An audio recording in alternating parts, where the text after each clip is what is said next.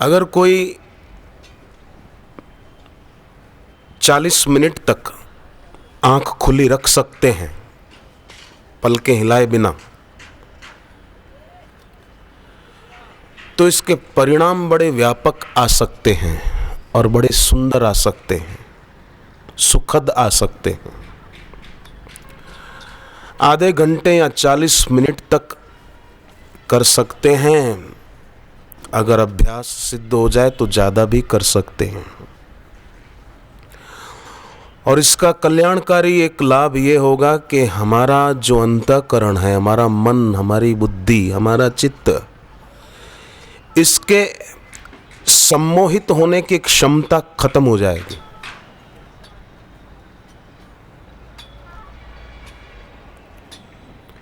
भगवत गीता 10वें अध्याय का एक श्लोक है, बुद्धिर ज्ञानम सम्मोह क्षमा सत्यम दमः शमः। इसका मतलब भगवान कहते हैं मैंने बुद्धि दी है, ज्ञान भी दिया है, तो फिर भी मोहित क्यों हो जाते हैं। तो अगर ये प्रयोग किया जाए तो हमारे मोहित होने की क्षमता खत्म हो जाएगी। हकीकत में किसी वस्तु, व्यक्ति के मोह में पड़ने की जो क्षमता है वो आंखों के जल्दी झपकने पर निर्भर है। मतलब चंचलता, राग।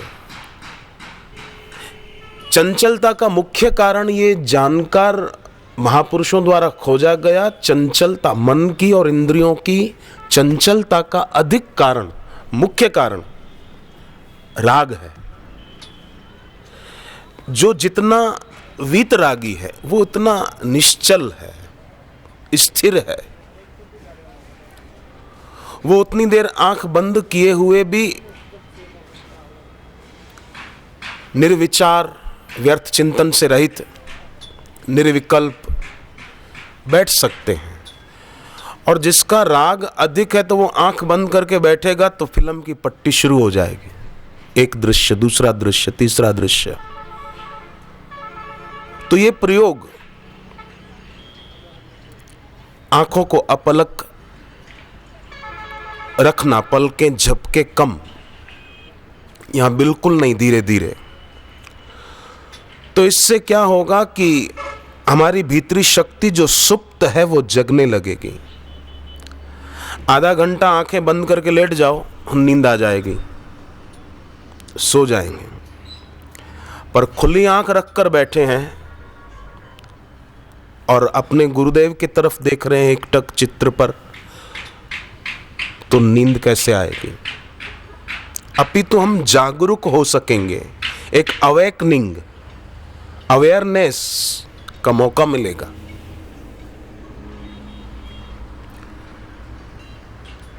जिसकी बात भगवान ने गीता में कही, या निशा सर्वभूतानां यस्याम जागृति संयमी यस्याम जागृति भूतानि सा निशा पश्यतो मुने।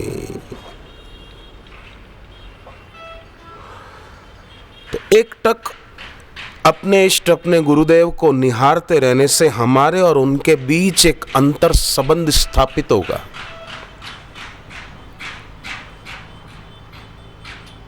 और वो अंतर संबंध जो स्थापित होगा वो बाह्य वियोग होने पर भी अंतः संयोग बनाए रखेगा। ये ऐसा प्रयोग है, मेहनत बिल्कुल नहीं है। थोड़ी आंखों में जलन होगी बस, वो भी सदा नहीं होगी, शुरुआत में होगी और आनंद खूब आएगा।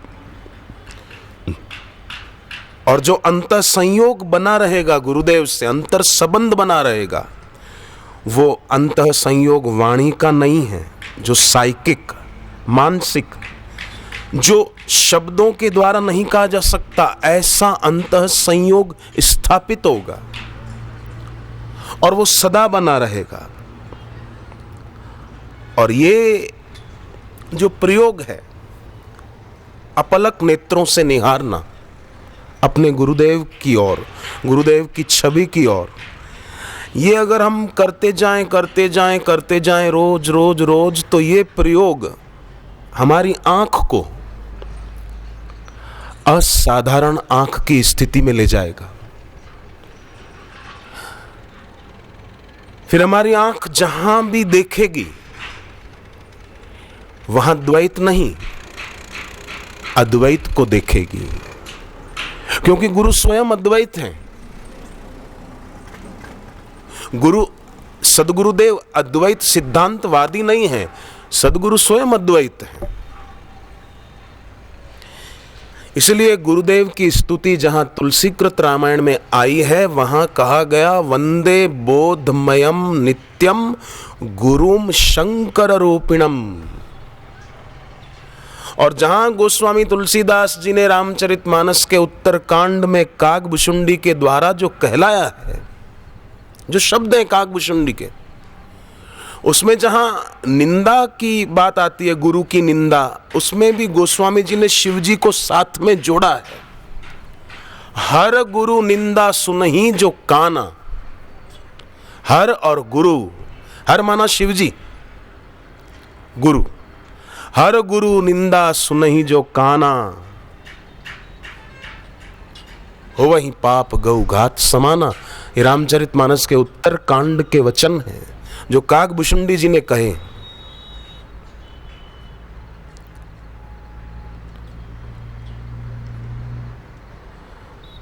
तो ये सब जो शास्त्र के वचन हैं, यो गुरु स शिवः प्रोक्तो, जो गुरु हैं वे शिव हैं, जो शिव हैं वे गुरु हैं।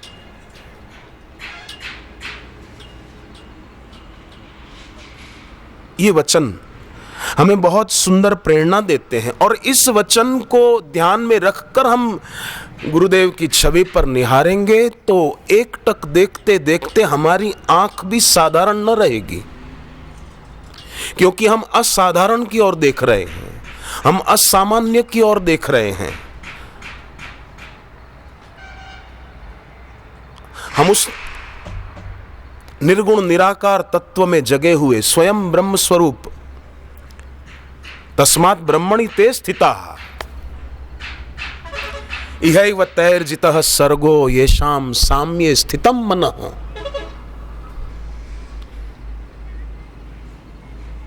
निर्दोषम ही समम ब्रह्म तस्मात् ब्रह्मणि ते स्थिताः।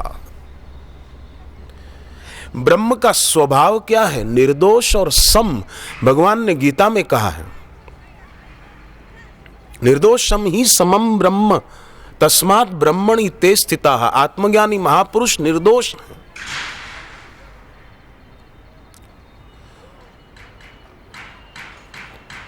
तो उनका ध्यान करने वाला, उनमें मन लगाने वाला, उनके तरफ अपलक नेत्रों से निहारने वाला, वो खुद की आंख को भी असाधारण आंख की स्थिति में ले जाने में सफल होगा। और इस प्रयोग से दोनों नेत्रों के मध्य बिंदु पर दबाव पड़ने से तीसरा नेत्र भी जागृत हो सकता है, क्योंकि सतत एक तरफ हमारी नजर रहेगी ना, तो इससे मध्य बिंदु पर दबाव पड़ेगा। और फिर जब 40 मिनट के बाद आंख बंद करके बैठेंगे तो और स्वाभाविक ही आज्ञा चक्र की ओर ध्यान केंद्रित हो जाएगा। सहज, स्वाभाविक ही तीसरा नेत्र जागृत होगा, सक्रिय होगा। और इन प्रयोगों से जो हमको शक्ति मिले वो हम गलत कामों में न लगाकर हमारी साधना और बढ़े, हमारी उपासना और बढ़े, हमारी आंतरिक स्थिति और ऊंची हो, हमारी आध्यात्मिकता में और ऊंची उड़ान हो, उसमें हम अपनी इस शक्ति को लगाएं। और ये प्रक्रिया सचमुच एक्टिवाइजर है, जगाने जैसी है। और इस साधना को करते हुए ये ध्यान में रखना है कि प्रतिकर्म से अपने को दूर रखें।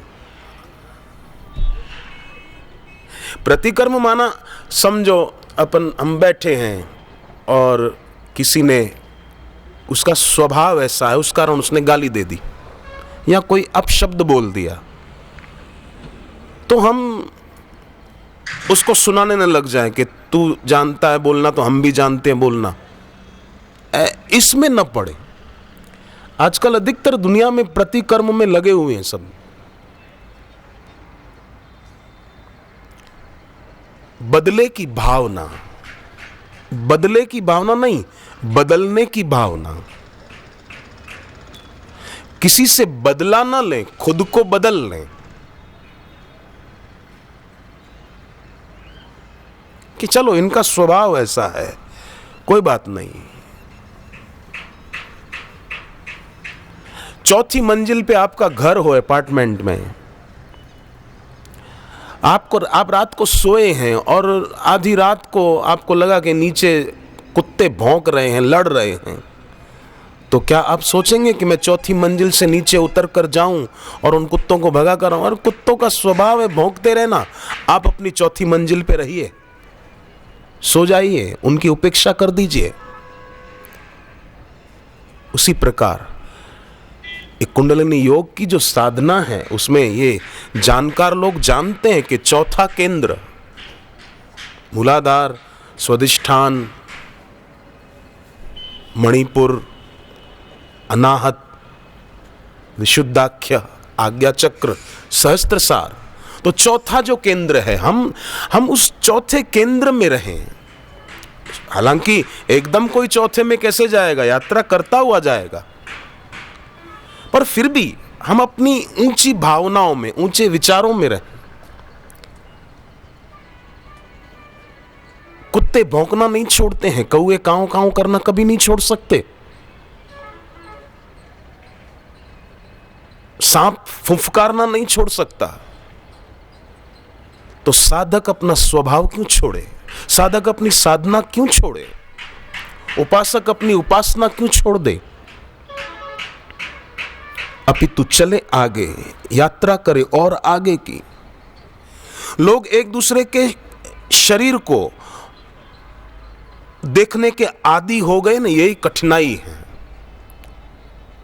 पर ये जो प्रयोग है वो हमारी आंख को केवल शरीर को ही नहीं, अपितु शरीरी जो है और शरीरी की ईश्वर से जो एकता है, उधर भी हमारी नजर जाने लगेगी।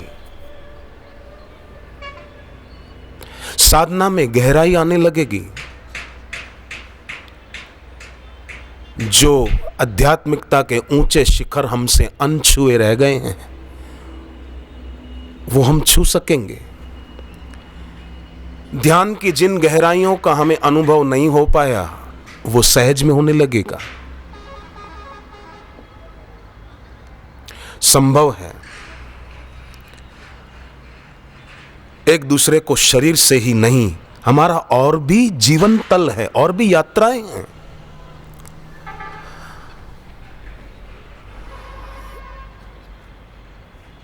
तो ये साधना जो है, इसके देखा जाए तो सांसारिक लाभ भी बहुत हैं। ये अगर कोई रोज करे तो उसके ग्रस्त जीवन की अड़चने, नौकरी, धंधे, व्यवसाय आदि, उसमें भी चमत्कार होने लगेगा। फिर शांत बैठकर कुछ शुभ संकल्प करे तो होने लगेगा। परंतु केवल वही लक्ष्य में रखकर साधना न की जाए। अगर केवल दुनियादारी की चीजें लक्ष्य में रखकर ये साधना की तो इतनी सफलता नहीं मिलेगी जितना ईश्वर साक्षात्कार, पूर्ण गुरु की पूर्ण कृपा का उद्देश्य बनाकर ये साधना की जाए तो इसमें ईश्वर और गुरु का आशीर्वाद भी मिलता है। ये साधना जो भी है ना, ये मैं कर लूंगा, मैं करके दिखा दूंगा, इसमें इतना मजा नहीं है। तुम्हारी कृपा पाव कोई कोई, इस समर्पित भाव से जो करने बैठता है उसको सफलता जरूर मिलती है। नहीं तो कई लोग ऐसे भी हैं, 2-3 मिनट भी आंखों को एक टक स्थिर नहीं रख पाते। अपलक नेत्र 40 मिनट तो क्या 4 मिनट में नहीं रख पाते। साधना करने बैठे उस समय भी, बोलचाल के समय तो स्वाभाविक है पलकें झपकेगी, पर जब बैठे हैं ये प्रयोग करने, तब भी सबको इसमें सफलता नहीं मिल पाती। पर मन में ये भाव रखें कि हमारा केवल ये बाह्य प्रयोजन ही नहीं है। अगर केवल बाहर का ही कुछ प्रयोजन रहा, वस्तु व्यक्ति को पाना, ये करना, प्रतिष्ठा पाना, अगर बाह्य प्रयोजन ही रहा तो बेसिकली अनक्वालिफाइड हो गया। बुनियाद गलत है।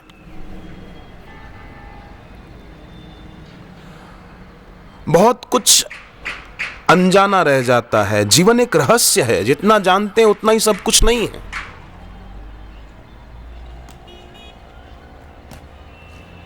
तो ये कृपा से होता है। तुम्हारी कृपा में सुख घने रे। परम पिता ने पुत्र को देखा, सूर्य ने घट जल में फेंका। घटक तोड़ जल जल में मिलाया, जल प्रकाश आकाश में छाया। तो तुच्छ बातों का ध्यान न रहे तो ध्यानात् सर्वार्थ साधनम।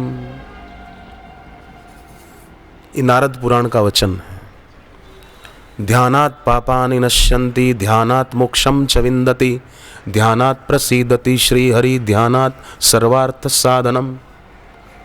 फिर सारे कार्य सिद्ध हो ही जाएंगे। हम अपनी तरफ से वही प्रयोजन रखकर न चलें, हम अपना उद्देश्य बढ़िया रखें बस।